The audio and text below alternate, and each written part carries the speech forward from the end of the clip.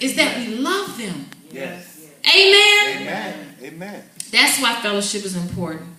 Because we have to be around each other. I need to get familiar with your love. Because guess what? Love don't mean the same thing to everybody either. That's right. Amen. Amen. Yes. Yeah. Love is one of those words where it is as defined as the person who you're talking to or speaking of. Love could mean when I'm angry, I leave. Because I don't want to say anything to hurt you. Yeah. Love could mean I stay because I don't want you to feel a void if I do leave. And is one person right and is another wrong? No. It's that person and what communicates love to them. There's an awesome book called The 5 Love Languages. Oh, I love that book. And it really opened my little bit of eyes, or my big eyes, to being able to understand that love is not the same thing to everybody. It is individual. And so if I'm to love you and you're to love me and you're to know my love, Amen. Then we have to be open with each other. We have to let our walls down. We have to open up. And that takes faith. And it takes time too. It takes time too. And so we have to be patient one with the other. But so Paul was saying, in essence, with saying all of this, if you're going to know your leader and vice versa, we have to have time with each other. What has got to do with sound doctrine? Everything. Because you can't, I don't want to say analyze or judge in a negative sense, but I'll just say you can't discern something you have no knowledge of. God can drop it supernaturally, but relationships are pretty practical, you know. Yeah. And so part of sound doctrine is being around and getting to know. So we can discern. And Paul said, I'm not afraid for you to be able to discern my life. Woo! Is that sometimes why we hide? Because we don't want people to discern our life? Is that why sometimes we're closed up? Because we don't want people to discern our lives? Who we really are outside of here? And I'm talking about from a leadership standpoint. And so we have to be open. And you all have to know that as a leader, my personal commitment is to be that. Doesn't mean that we have to be around each other 24/7. No, it just means that I make who I am available and open to you. Flaws and all. And I'm the first to admit I'm not perfect. I make mistakes. We all do. But at the end of the day, my heart and my intent is to help and not harm. It's to see you go forward and not backwards. It's to see you get to the place that God has already destined for you to be. And for us to get there together. That's my heart. And that's what Paul is saying. He's saying, Timothy, I have set the kind of relationship with you, and I've given you the type of access to me where you know this stuff. That's part of sound doctrine. My God. That's part of sound doctrine, is to allow people to know your life. Woo!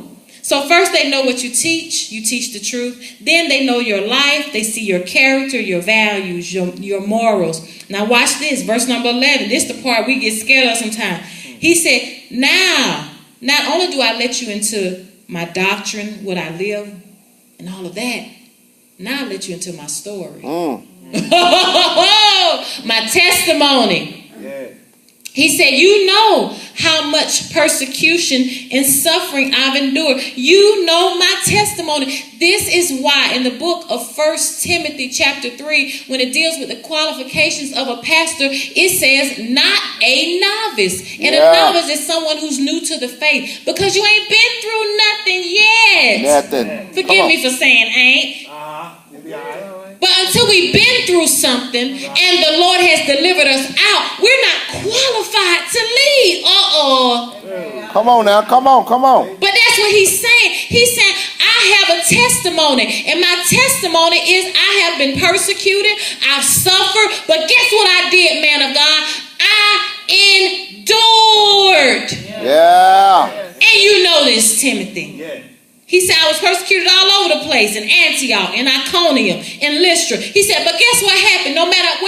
persecuted, no matter what I went through, the Lord delivered me out. Yes. No matter what I went through, the Lord delivered me out. Yeah. No matter who was angry and who wanted to kill me and stone me and hurt me, no matter who wanted me to fail, the Lord delivered me out. Come on. I am more than a conqueror, and you know this, man of God. Sometimes I ask God, why do I have to share my story so much? Why do I have to tell so much of my past and my personal business? I know they get sick of hearing it, but God said, that's so they can know that you have endured and I have brought you out. You need to share your testimony because you are delivered and they are delivered by your testimony. Amen. You know my testimony. Yeah. Timothy says, Paul, I've been through some stuff, but the Lord. I've been through a lot of things, but the Lord. As a person, personally, I've been through some stuff, but the Lord.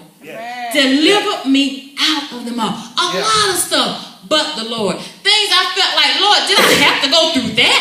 But the Lord delivered me out of them all. And you have to know that I'm qualified to teach this. When I say God will bring you out, it's sound doctrine. Because I know for myself that this word works and he will bring you out. Amen. When I say God can keep you through anything, I don't say that because I'm just talking it sound good. I'm saying it because he has brought me through some things that I thought I couldn't make out.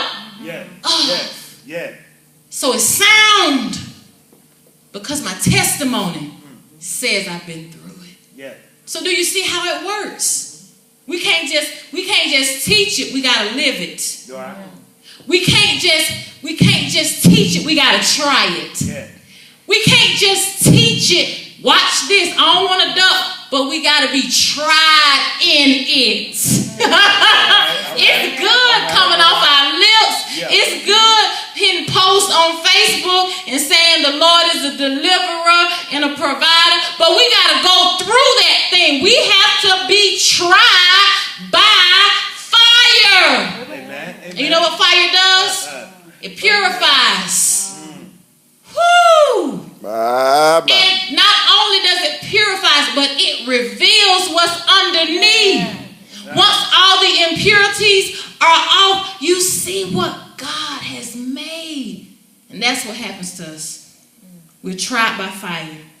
And that's what Paul was saying. I've been through the fire, but the Lord delivered me out. Whew, that's good stuff. And then he goes on to say, and it's not just leaders. He said, yes, everyone who wants to live a godly life is going to suffer too. So I'm an example to you, and you're examples to each other, that the Lord will deliver you out. Many will be afflictions, but the Lord will deliver you out. And you can encourage each other with those words. Not only can you encourage each other with those words, your life can encourage one another that the Lord is able and willing and presently still bringing people out. Amen. Yes, Lord. Amen. Am I the only one? No. Amen. Amen. I think I'm in good company tonight. He says everyone who wants to live godly is going to suffer. No one is exempt. He said, but watch this. This is where we get confused. He says, but evil people and imposters, they will flourish. And this is where we get confused because we say, wait a minute, God.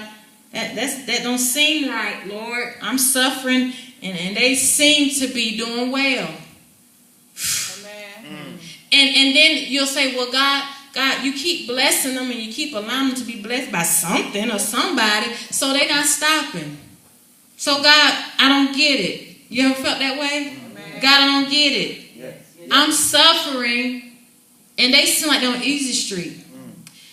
Well, see, here's how the enemy works. He works in deception, right? Yes. And so he will pull back. Oh, God. And people will say, well, you made God mad. That's why you're going through. God will chastise us. I'm not saying that he won't. But watch this. If the devil